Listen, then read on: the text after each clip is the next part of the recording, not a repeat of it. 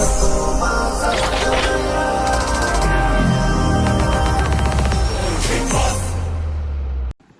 Guys, Thoyyib മീഡിയയിലേക്ക് ഏവർക്കും സ്വാഗതം.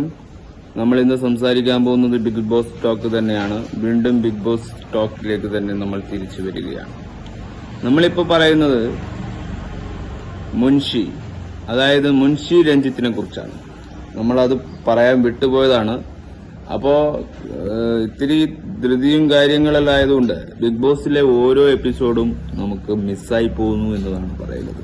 ഇപ്പം മിഡ് വീക്ക് എവിഷനൊക്കെ തുടങ്ങിക്കഴിഞ്ഞു. നമുക്ക് അവരിൽ എത്ര പേർ ഇപ്പോൾ അടുത്ത വീക്കിൽ പോവാനുണ്ട്. ഓരോ വീക്കിലും ഓരോ മത്സരാർത്ഥിയും പുറത്താണ് എന്നതാണ് അത് യഥാർത്ഥ സത്യം. പ്രാവശ്യം എവിഷൻസ് എന്ന് പറഞ്ഞ ഒരു പാറ്റേൺ ബിഗ് ബോസിൽ കൂടുകയുള്ളൂ, കുറയില്ല എന്നതാണ്.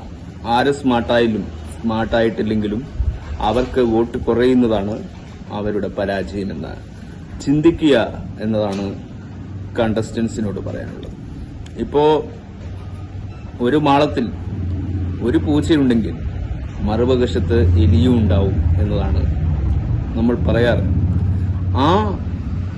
ആ ഒരു ഇതാണ് ഇപ്പോ മുൻഷി രഞ്ജിത്ത് എന്ന് പറയുന്ന വ്യക്തി, മുൻഷി എന്ന് പറയുന്ന പ്രോഗ്രാം ഏഷ്യാനെറ്റിലൊക്കെ മുമ്പ് അഭിനയിച്ചിരുന്നു എന്നതാണ്. ഞാൻ ആ ക്യാരക്ടർ കണ്ടിരുന്നു, പക്ഷെ ഇവർ ഉണ്ടോ എന്നത് എനിക്കിപ്പോഴും ഒരു വിശ്വാസമായിട്ടില്ല. എന്നാൽ മുൻഷി രഞ്ജിത്ത് എന്ന് പറയുന്ന ഈ വ്യക്തി സീരിയലിലൊക്കെ നിരവധി ക്യാരക്ടർ ഞാൻ കണ്ടതായിരുന്നു. അപ്പോ ഇയാളാണ്. അപ്പോ അദ്ദേഹത്തിന്റെ ഒരു വീഡിയോ ഏഷ്യാനെറ്റിൽ തന്നെ മറുവശത്തിട്ട റോ റിയൽ എന്ന് പറയുന്ന ഒരു നമുക്ക് ആ വീഡിയോ ഒന്ന് കാണാം. ബിഗ് ബോസ് സീസൺ 7 ആദ്യത്തെ 7 മണി, അതും പ്രേക്ഷകരുടെ അടുത്തുനിന്ന് അത് ആദ്യമായി കിട്ടിയ നമ്മുടെ എവിക്ഷൻ എപ്പിസോഡായിരുന്നു എന്ന്. അപ്പൊ അങ്ങനെ നമ്മുടെ ആദ്യത്തെ എവിക്റ്റഡ് കണ്ടസ്റ്റന്റ് വെൽക്കം ബാക്ക്. എങ്ങനെയുണ്ടായിരുന്നു ബിഗ് ബോസ് വീട്? നമ്മുടെ സ്വന്തം വീടാണ് ഈ പ്രാവശ്യം. എങ്ങനെയുണ്ടായിരുന്നു? വീട് നന്നായിരുന്നു. ഞാൻ തുടക്കത്തിൽ പറഞ്ഞ പോലെ ഞാൻ പിക്നിക്ക് വന്നാലായിരുന്നു എന്നുള്ള ബോധമുണ്ട്. പിക്നിക്കല്ലായിരുന്നു. ബിഗ് ബോസ് സീസൺ 7 7ന്റെ പണിയുടെ സീസണാണ്. അപ്പൊ ആദ്യം 7 മണി കിട്ടിയിരുന്നു. അത് എവിടെയാണ് പാളിയത്? എനിക്കറിയില്ല, ഞാൻ പാളിയില്ലല്ലോ. പാളിയതായിട്ടാണെന്ന് എനിക്കറിയില്ല. കാരണം ഞാനൊന്നും ചെയ്യാത്തത് കൊണ്ട്, എന്തെങ്കിലും അധികം ചെയ്തത് കൊണ്ടോ ആണ് ഔട്ടായതെന്ന് ഞാൻ കരുതുന്നു. എനിക്ക് തോന്നുന്നു ഒരു കുറച്ചൊന്നും ഒരു അടുക്കളയിൽ മാത്രം അങ്ങ് ഒതുങ്ങിപ്പോയോ? അപ്പം 4 വർഷങ്ങളൊക്കെ ഉണ്ട്. അത് ശരിയാണ്. പക്ഷെ അടുക്കളയിൽ മാത്രം ഒതുങ്ങിപ്പോയോ? ഇല്ല, എനിക്ക് അങ്ങനെ തോന്നുന്നില്ല. ഞാൻ അതിനിടയിൽ പോലും ആവശ്യമുള്ള സ്ഥലത്ത് ഞാൻ പ്രസൻസ് അറിയിച്ചിട്ടുണ്ടായിരുന്നു. വീട്ടിലെ ഏറ്റവും മുതിർന്ന കണ്ടസ്റ്റന്റ് ആണെന്നുള്ളത് അതൊരു ബാഗേജ് ആയിരുന്നു. ഇല്ല, അത് ഞാൻ ആദ്യമേ അവിടുത്തെ പറഞ്ഞു. അതിന്റെ ഒരു ആനുകൂല്യമോ ഒരു ബാധ്യതയോ എനിക്ക് ഉണ്ടാകാൻ പാടില്ലെന്ന് ഞാൻ അവിടുത്തെ പറഞ്ഞിരുന്നു. അതുകൊണ്ട് തന്നെ ആ തരത്തിലാണ് ഞാൻ. പക്ഷെ അതിനുള്ളിൽ അതൊരു ബാധ്യതയായിട്ട് പോയി തോന്നിയോ ഏതെങ്കിലും ഒരു പോയിന്റ്? ഒരു പോയിന്റിലും എനിക്കത് ഡയറക്റ്റ് എനിക്ക് അത് അനുഭവപ്പെട്ടില്ല. ഇൻഡയറക്റ്റ് ആയിട്ട് എന്തെങ്കിലും അവര് ബാക്കിയുള്ള സ്ഥലങ്ങളിൽ എന്തെങ്കിലും അതിനെക്കുറിച്ചുള്ള ഡിസ്കഷൻസോ അങ്ങനെ കാര്യങ്ങൾ വന്നിട്ടുണ്ടോ? വീട്ടിലെ മുതിർന്ന കണ്ടസ്റ്റന്റും ഏറ്റവും ചെറിയ കണ്ടസ്റ്റന്റും തമ്മിൽ എന്തൊക്കെയോ കുറച്ചൊരു ഇറിറ്റേഷൻസ് അതുണ്ടായിരുന്നു. കാരണം ഞാൻ സ്വാഭാവികം നമ്മളൊരു പ്രായം പറഞ്ഞ ഒരാളിനെ കാണുമ്പോൾ ഒരു ചൂട്ടി കാണുന്ന പോലെ നമ്മൾ ചെറിയ മത്സരത്തിൽ അവർക്ക് അത് ഇഷ്ടപ്പെട്ടില്ല. അതിനുശേഷം ഞാൻ അവരെ വലിയ ആളായിട്ട് തന്നെയാണ് കണ്ടപ്പോഴുള്ളത്. ആ വീട്ടിലെ ബാക്കി കണ്ടസ്റ്റൻസ് ഒക്കെ എങ്ങനെയായിരുന്നു? എല്ലാവരും ഓക്കെ. എനിക്ക് അങ്ങനെ എനിക്കത് ബാധ്യതയായിട്ടായിരുന്നു വന്നിട്ടില്ല. നമുക്ക് പക്ഷെ ഇപ്പോഴേ എവിടെ പാളി എന്ന് നമുക്ക് മനസ്സിലായിട്ടില്ല. ഒരു കംപ്ലൈന്റ് ബോക്സ് ഉണ്ടായിരുന്നു അല്ലേ? അതിൽ കുറെ കംപ്ലൈന്റ്സ് വന്നു. എന്തായിരുന്നു ചേട്ടൻ? ഞാനൊരു പരാതിയില്ല, എനിക്കൊരു പരാതി ഇല്ലെന്നാണ് എഴുതി. അതായിരിക്കും വലിയ പ്രശ്നമായിട്ടുണ്ടാവും. കാരണം ഈ 7 മണിയുടെ കാലഘട്ടത്തില് ഒരു പരാതി ഇല്ലാതെ നമ്മളൊരു നന്മമരമാവാൻ പോകുമ്പോൾ നന്മമരല്ല. എനിക്കുള്ള പരാതി, എന്തെങ്കിലും പരാതി ഉണ്ടെങ്കിൽ തന്നെ അത് ലാൽസാറിനെ അറിയിക്കുകയും അത് കൂടുതൽ ശ്രദ്ധയിലേക്ക് കൊണ്ടുവരികയും ചെയ്യുന്നതിനപ്പുറം അതൊരു ബാലിശമായ പരാതികൾ എനിക്ക് ആ മുൻവയ്ക്കുന്നില്ല. ഒരു പരാതി ഉണ്ടായിരുന്നു. അദ്ദേഹത്തിന്റെ അടുത്ത് അറിയിക്കാൻ മാത്രമുള്ള ഒരു വലിയ പരാതിയായിട്ടല്ല അത് കണ്ടത്. എനിക്ക് കൊച്ചു ബാലിശമായ പരാതികളായിട്ട് എനിക്ക് തോന്നി. അതെ, അദ്ദേഹത്തിന്റെ ശ്രദ്ധയിൽ കൊണ്ടുവന്ന് അതിനെ ഒരു പരിഹാരം കാണേണ്ട ഒരു പരാതിയായിട്ട് എനിക്ക് വന്നിട്ടുണ്ട്. അപ്പൊ ഈ ഒരു 7 മണിയുടെ സീസണില് ഇനി ഒരു അവസരം കൂടെ കിട്ടിക്കഴിഞ്ഞാൽ തിരിച്ച് നമ്മൾ അകത്തോട്ടൊന്നും കൂടെ ആത്മവിശ്വാസമാണ് ഇനി എന്നെ ഇതുവരെ നയിച്ച് മുന്നോട്ട് കൊണ്ടുവന്നിട്ടുള്ളത്. ആത്മവിശ്വാസം മാത്രമാണ് എന്റെ കരുത്ത്, വേറെ ഒന്നും തരാനില്ല. അല്ല, അപ്പൊ അകത്ത് പോവാണെങ്കിൽ അത് 7 മണി കൊടുക്കാൻ വേണ്ടിയിട്ടായിരിക്കും, വാങ്ങിക്കാൻ വേണ്ടിയിട്ടായിരിക്കും? ഒരിക്കലും പണി വാങ്ങിക്കാൻ വേണ്ടിയിട്ട് പോകില്ല, ഒന്നുമില്ലാതെ കൊടുക്കാൻ വേണ്ടി.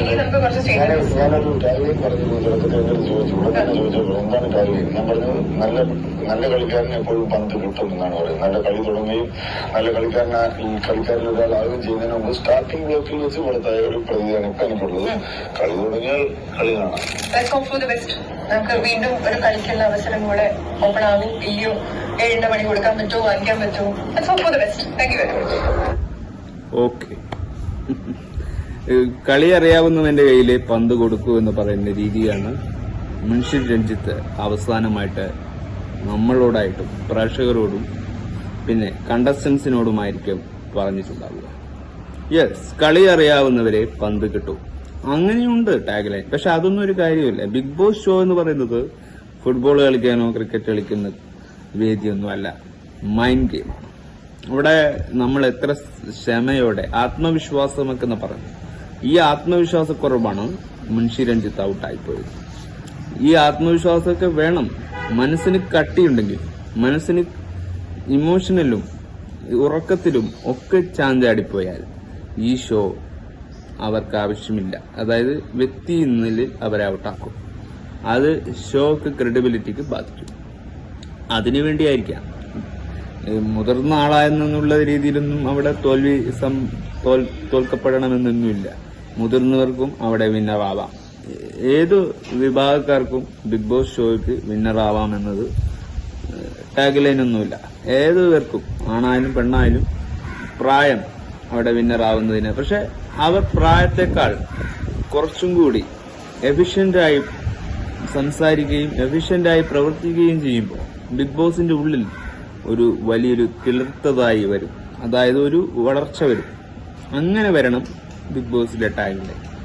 അങ്ങനെ ഉണ്ടാക്കിയെടുക്കണം ഓരോ കണ്ടന്റും. അങ്ങനെയാണ് ഔട്ടായി പോകുന്നത്. ഇപ്രാവശ്യം വരുന്ന അടുത്ത വീക്കെൻഡിലേക്കുള്ള എവിഷനിലെ വോട്ട് നമുക്കൊന്ന് നോക്കാം. ഇപ്രാവശ്യം ഏതൊക്കെ വിഭാഗം വോട്ടിൽ പെട്ടു എന്നൊക്കെ നമുക്ക് നോക്കണ്ടേ.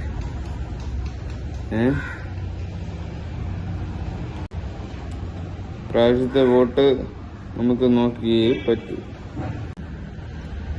നമുക്ക് വോട്ടിന്റെ കാര്യം മാത്രം നോക്കാം.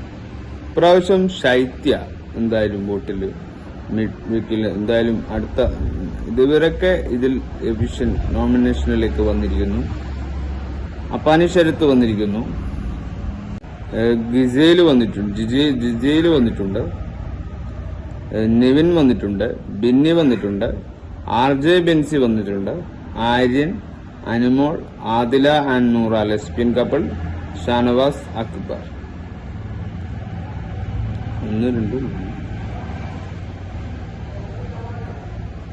11 പേര് ഇപ്രാവശ്യം ബിഗ് ബോസിൽ നോമിനേഷനിൽ വന്നിട്ടുണ്ട്. ഇവരൊക്കെ ഇപ്രാവശ്യം ഔട്ട്. ഇവരിൽ ആരെങ്കിലും ഒരാളോ 2 ആളോ 3 ആളോ പുറത്തു പോവാൻ സാധ്യതയുണ്ട്. അലക്ഷ്യമായ രീതിയിലല്ല, സ്വാതന്ത്ര്യത്തോടെ തന്നെ പറയാം. ഇപ്രാവശ്യം ബിഗ് ബോസ് എന്ന് പറയുന്നൊരു ഷോ വലിയൊരു ഷോ ആണ്, ചെറിയ ഷോ അല്ല. വലിയ പണികളൊക്കെ കിട്ടിത്തുടങ്ങി.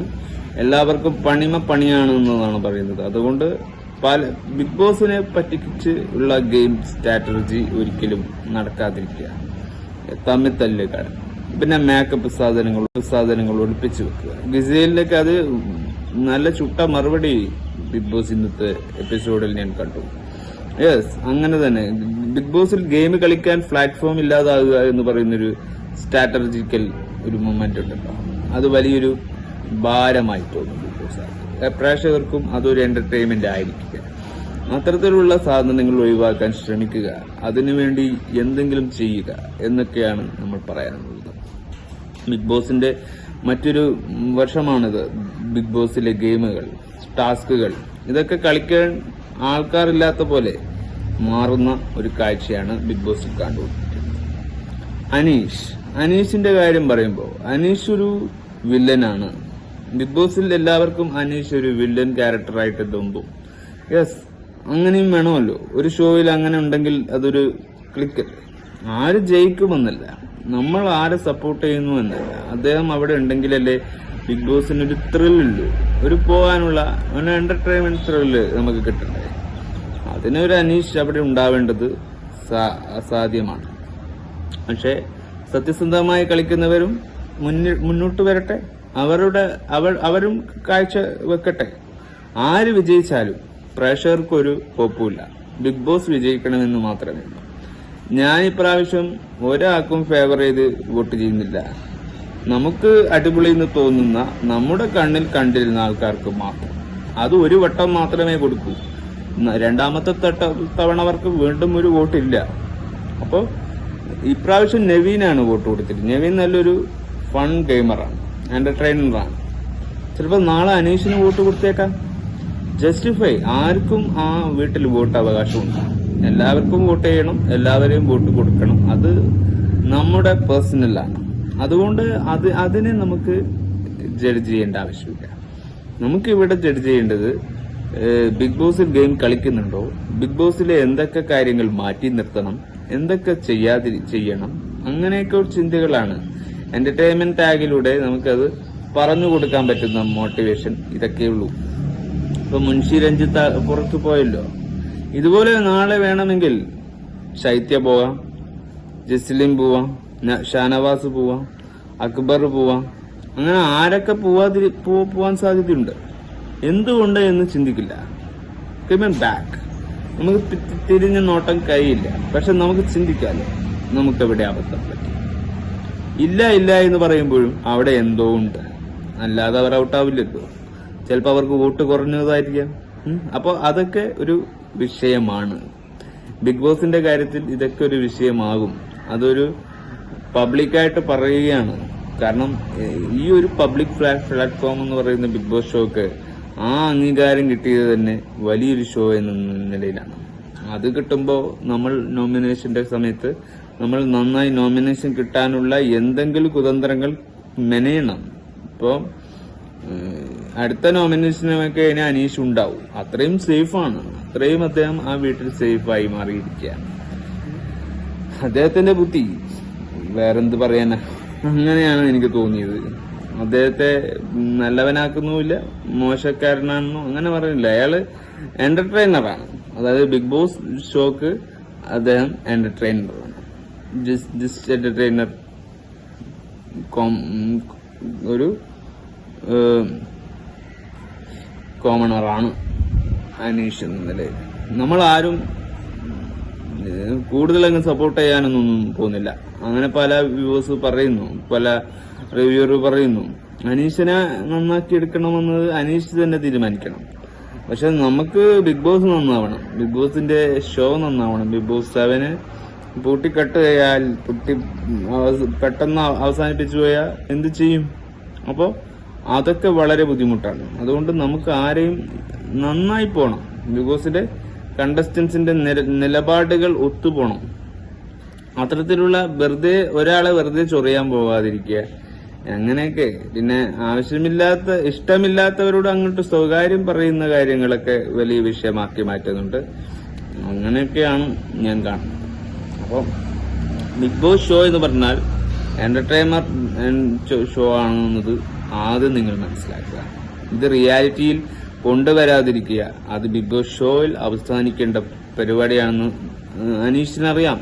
അപ്പൊ ആർക്കാണ് ഇത് അറിയാം ബോധമില്ലാത്തത്? അനീഷ് നന്നായി കളിക്കാൻ വന്നവനാണ്. അപ്പൊ കളി അറിഞ്ഞു വന്നവനാകുമ്പോൾ അദ്ദേഹത്തിന്റെ വാക്കുകൾ എങ്ങനെയാണ് പരിഭാഷപ്പെട്ട് നല്ലോണം മലയാളം പറയും, ഇംഗ്ലീഷും പറയും, എല്ലാം പരിഭൂഷണമായി വർത്താനം പറയുന്ന വ്യക്തിയായതുകൊണ്ട് അദ്ദേഹം പറയുന്ന വാക്കുകൾ കുറച്ച് ഒച്ചത്തിലാകുന്നു. അത്ര തന്നെയാണ്. അത് അനീഷിന്റെ പതിവ് രീതി തന്നെയാണ്. അത് ബിഗ് ബോസ് നിന്ന് ഉണ്ടാക്കിയെടുത്ത രീതിയൊന്നുമല്ല. അനീഷ് സംസാരിക്കുന്നതും ആ രീതിയിലാണ്, ആ ടോണിൽ ആണ് അദ്ദേഹത്തിന്റെ സംസാര ശൈലികൾ.